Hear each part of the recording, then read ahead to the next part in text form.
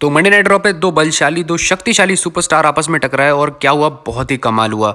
तो hello wrestling fans, pro wrestling से जुड़ी हुई सारी अपडेट्स पाने के लिए आप मेरे चैनल रेसल लुक को सब्सक्राइब कर दो। और इस वीडियो में हम बात करेंगे आज हुई मंडे नाइट रॉ के बारे में। तो बिना देरी के करते हैं वीडियो को स्टार्ट। तो मंडे नाइट रॉ की शुरुआत करते हैं हमारे रे मिस्टीरियो। वो आते हैं, बात करते हैं अपने इस पूरे साल के बारे में, अप एंड डाउन्स के बारे में, रेसलमेनिया मैच के बारे में वो बात करते हैं। और कमेंट्री टेबल से हमें ये पता चला कि कुछ ट्रैवल इश्यूज आ गए हैं, जिसके चक्कर से कई सुपरस्टार नहीं पहुंच पाए हैं स्टेडियम में, एरिना में। और कुछ मैचेस जो एडवर्टाइज थे उनको कैंसिल कर दिया गया था, लेकिन एक मैच अभी भी एडवर्टाइज था, वो था वुमेन्स टैग टीम चैंपियनशिप का मैच। तो खैर रे मिस्टीरियो को इंटरप्ट करने आते हैं हमारे डोमिनिक मिस्टीरियो, यानी कि उनके सन। और वो कहते हैं रे मिस्टीरियो से कि तुम हमारी केयर नहीं करते हो, तुम सिर्फ अपने बारे में सोचते हो, और इसीलिए मैं अपनी फैमिली के साथ ही खुश हूँ, यानी जजमेंट डे के साथ। इसके अलावा डोमिनिक मिस्टीरियो ने बैड बनी पे भी शॉट लिया, इवन फुटेज चलवा दी टाइटनट्रॉन स्क्रीन पर बैड बनी की, जब डेमियन प्रीस्ट ने चोक स्लैम लगाया था बैड बनी को। और ये भी कहा उन्होंने कि भले बैड बनी अच्छे सॉन्ग्स बनाता होगा, लेकिन ये जो चोक स्लैम था ये ज्यादा सुरीला था। जिसके ऊपर रे मिस्टीरियो चैलेंज कर देते डोमिनिक मिस्टीरियो को कि मैन बनो और रिंग में आओ। जिस पर हमारे डोमिनिक मिस्टीरियो कहते हैं कि मेरा अपने फादर से लड़ने का कोई मूड नहीं है, लेकिन एक बंदा है जिसका मूड है, और वो बुला लेते हैं या फिर कॉल आउट कर लेते हैं फिन बैलर को। तो मंडे नाइट रॉ का पहला मैच स्टार्ट हो चुका था, Finn Balor versus Rey Mysterio. Finn Balor ने काफी ज्यादा डोमिनेट किया इस मैच में, और डोमिनिक मिस्टीरियो इस मैच में बार बार चुल लेने की कोशिश भी कर रहे थे, लेकिन मोमेंटम भी शिफ्ट किया रे मिस्टीरियो ने। रे मिस्टीरियो ने एक बैरल लगाई 619, फिर लगाया स्प्लैश, लेकिन नीज ऊपर कर दी थी फिन बैलर ने, तो मोमेंटम वहां पे भी लूज कर गए थे रे मिस्टीरियो। इसके अलावा डोमिनिक मिस्टीरियो चेन ले आए थे, तो फिन बैलर ने डिस्ट्रैक्ट कर दिया रेफरी को, चेन से हिट कर दिया था डोमिनिक मिस्टीरियो ने रे मिस्टीरियो को। जिसके बाद फिन बैलर को मौका मिल गया और उन्होंने लगा दिया अपना फिनिशर रे मिस्टीरियो को, और फिन बैलर ने जीत लिया ये मैच। और वैसे भी जजमेंट डे के सिस्टम में ही है चीटिंग, बेईमानी, और डोमिनिक मिस्टीरियो की हेल्प की वजह से, यानी चीटिंग की वजह से फिन बैलर इस मैच को जीत गए।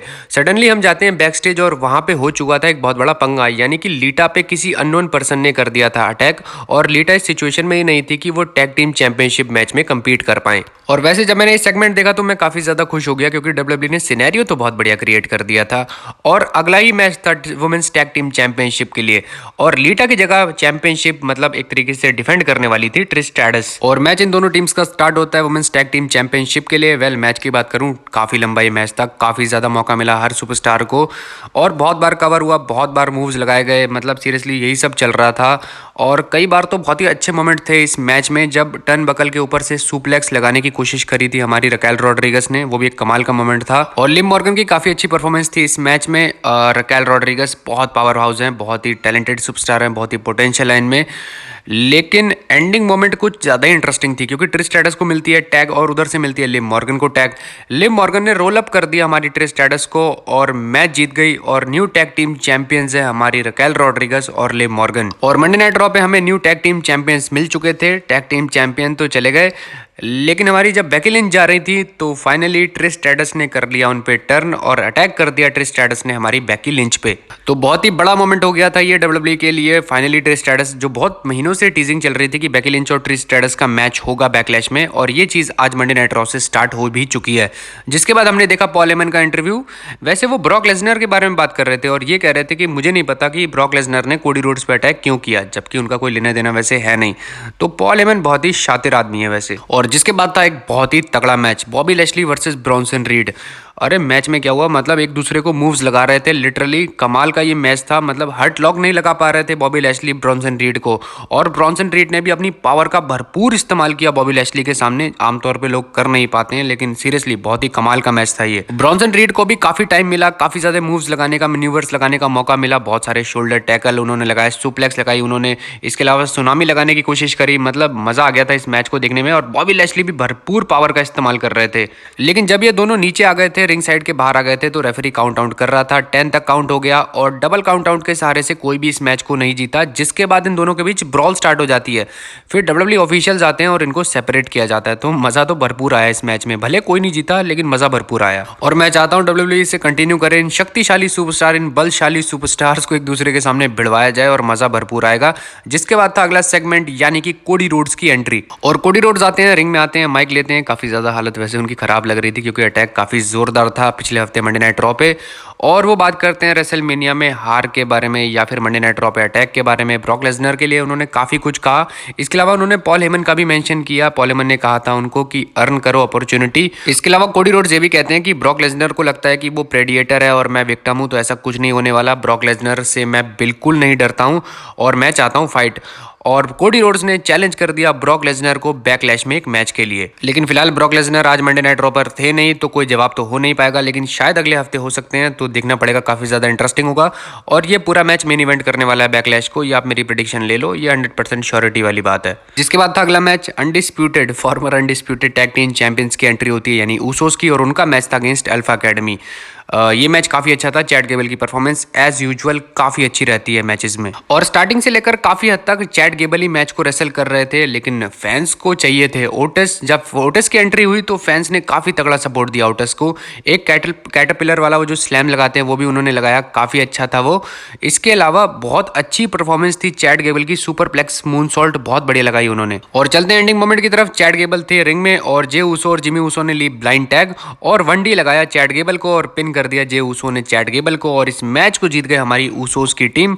स्टिल ऊसोस में काफी दम है, भले ही वो चैंपियनशिप फिलहाल के लिए हार चुके हैं, लेकिन फिर भी आगे बढ़ते हैं। जिसके बाद तक ट्रिपल थ्रेट मैच, जो भी इस मैच को जीता वो सिंपली बियांका ब्लेयर को रॉ वुमेन्स चैंपियनशिप के लिए चैलेंज करता। और हमारे कंटेंडर थे, एक तरफ थी इयो स्काई, एक तरफ थी मशीन यानी मिया इम, और तीसरी कंटेंडर थी हमारी पाइपर नेविन। और अगर मैच की बात करूं तो मैच की क्वालिटी काफी अच्छी थी, स्पेशली इयो स्काई की परफॉर्मेंस बहुत ही अच्छी थी।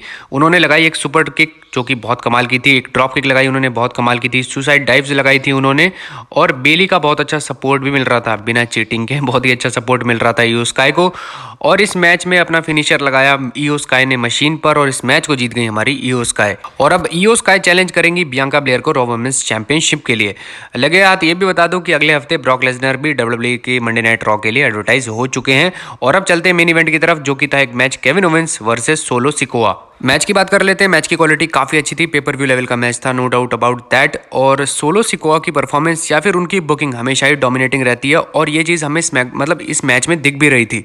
और इन दोनों के पास इनके आर्सेनल में जितने मूव्स थे, जितने हथियार थे, उन्होंने सारे ही अप्लाई कर लिए। कैनन बॉल हमने देखी, हिप अटैक हमने देखा, समॉन ड्रॉप हमने देखा, पॉप अप पावर बॉम्ब हमने देखा, सुपर किक, सुपर डाइव्स, क्या क्या नहीं देखा हमने इस मैच में, सब कुछ देखा इस मैच में। बहुत ही कमाल का ये मैच था। और जो चीज़ हमें नहीं देखनी चाहिए थी वो भी हमने देखी, चीटिंग, यानी ऊसोस खड़े थे और ऊसोस लगातार हेल्प भी कर रहे थे सोलो सिकोआ की, जबकि लगता भी नहीं कि उनको जरूरत है, लेकिन फिर भी वो कर रहे थे। और एंडिंग मोमेंट एक ऐसा भी आया जब जिमी ऊसो ने धक्का मार दिया था, मतलब टॉप रोप से हमारे केविन ओवेंस को, जिसका फायदा मिला सोलो सिकोआ को। उन्होंने लगाई समोन स्पाइक और पिन कर दिया केविन ओवेंस को, और इस मैच को जीत गए हमारे सोलो सिकोआ। और मैच खत्म होने के बाद एज यूजुअल ब्लड लाइन ने अटैक कर दिया केविन ओवेंस पे, लेकिन केविन ओवेंस को सपोर्ट मिला सैमी ज़ेन और मैट रिडल का, वो आ जाते हैं और 3-on-3 की सिचुएशन बन गई और ब्रॉल होने लगी इनकी।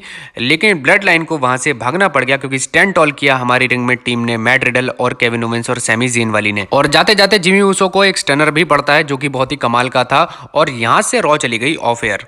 और मुझे ऐसा लग रहा है कि डब्ल्यूडब्ल्यूई फ्यूड डेवलप कर रही है, जिसका मैच होगा 6 मैन टैग टीम मैच। बहुत से लोग कह सकते हैं अनडिस्प्यूटेड टैग टीम चैंपियनशिप के लिए भी तो मैच हो सकता है, तो वेल, दोनों चैंपियंस हमारे एक स्मैकडाउन पे और एक रॉ पे पिन हो चुके हैं, तो वो मुझे नहीं लगता कोई सेंस बनाता है। 6 मैन टैग टीम मैच की तरफ ये कहानी जा रही है, और शायद ये कहानी जाएगी बैकलैश की तरफ। तो इसी नोट के साथ करते हैं वीडियो को समाप्त। ये थी मेरी आज की वीडियो। प्लीज चैनल को सब्सक्राइब कर दो, लाइक कर दो और कर दो शेयर। और अगर आपको मंडे नाइट रॉ का एपिसोड जैसा भी लगा हो, अगर आप इसे रेट करना चाहते हो, तो कॉमेंट सेक्शन आप सबके लिए खुला हुआ है।